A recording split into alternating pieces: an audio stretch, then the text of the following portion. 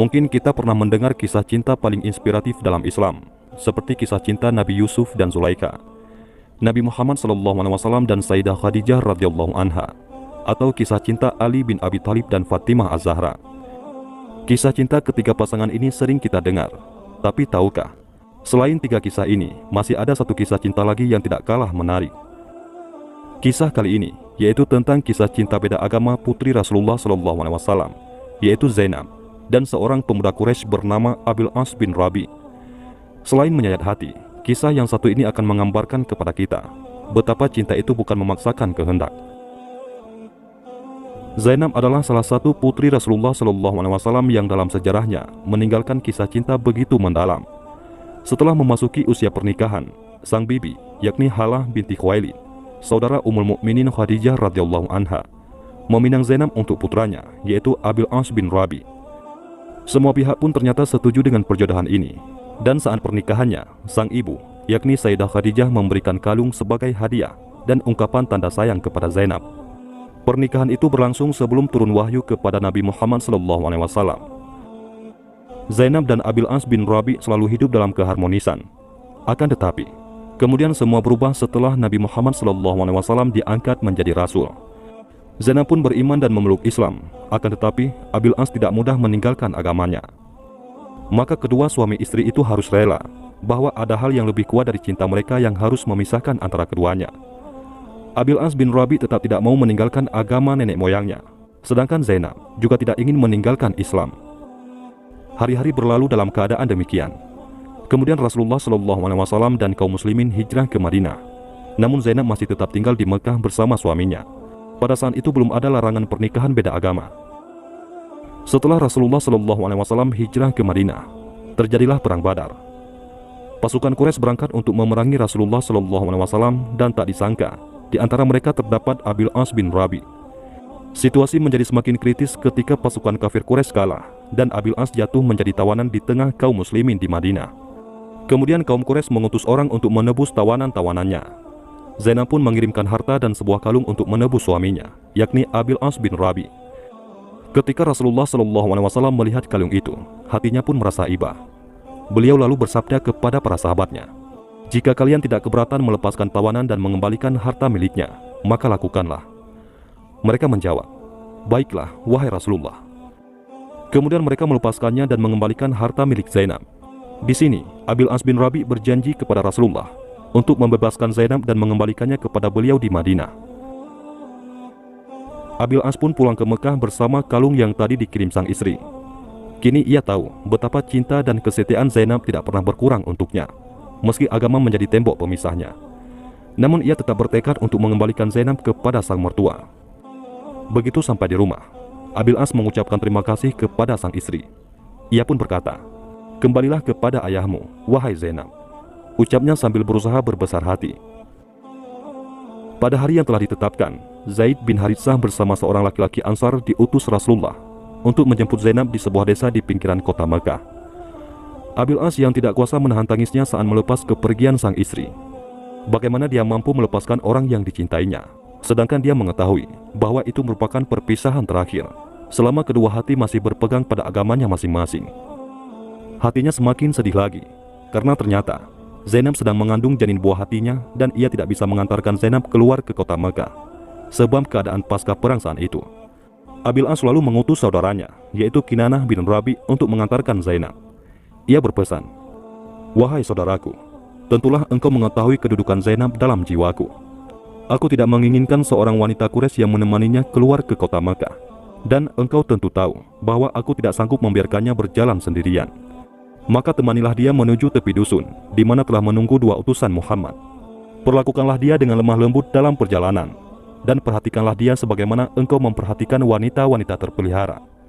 Lindungilah dia dengan panahmu hingga anak panah yang penghabisan."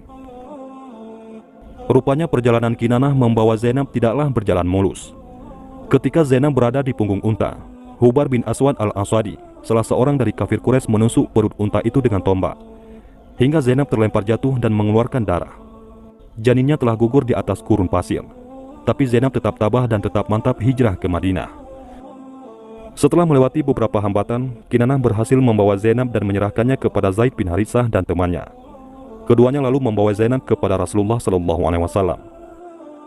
Berpisahlah Zainab dengan suami tercinta dan calon buah hatinya. Cinta mereka benar-benar diuji dan tidak ada lagi jalan untuk bertemu. Abil As yang telah tetap di Mekah selalu murung dan menyendiri karena sang belahan jiwa tidak ada lagi di sisinya. Sedangkan Zainab di Madinah bersama sang ayah menjadi sering sakit-sakitan karena cinta dan kerinduan yang sangat mendalam. Kalau saja bukan karena iman dan takwa yang menguatkan tekadnya, tentu ia akan tetap bersama Abil As hingga ajal yang memisahkan. Hari berganti minggu, minggu berganti bulan, dan bulan berganti tahun. Suatu hari Abil As bin Rabi keluar bersama kafilah dagangnya menuju ke Syam. Saat perjalanan pulang, dihadang oleh pasukan muslimin yang berhasil merampas hartanya. Syukur mereka tidak membunuhnya. Kini Abil As bin Rabi tidak punya apa-apa lagi. Bukan harta pribadi saja yang habis, melainkan juga harta dagangan yang dititipkan orang-orang padanya. Bagaimana ia bisa sanggup kembali ke Mekah?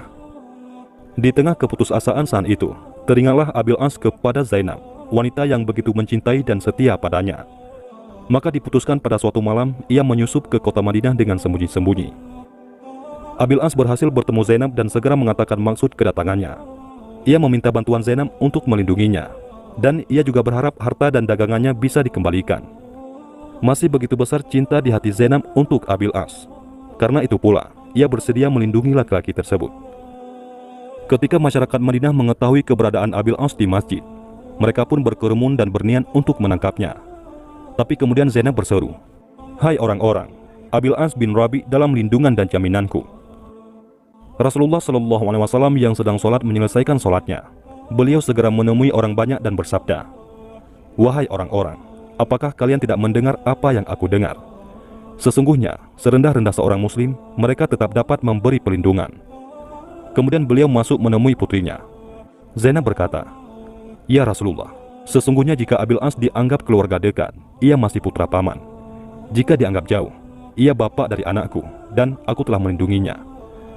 Rasulullah kemudian berpesan, "Wahai putriku, muliakanlah tempatnya dan jangan sampai dia menyentuhmu, karena engkau tidak halal baginya selama dia masih musyrik."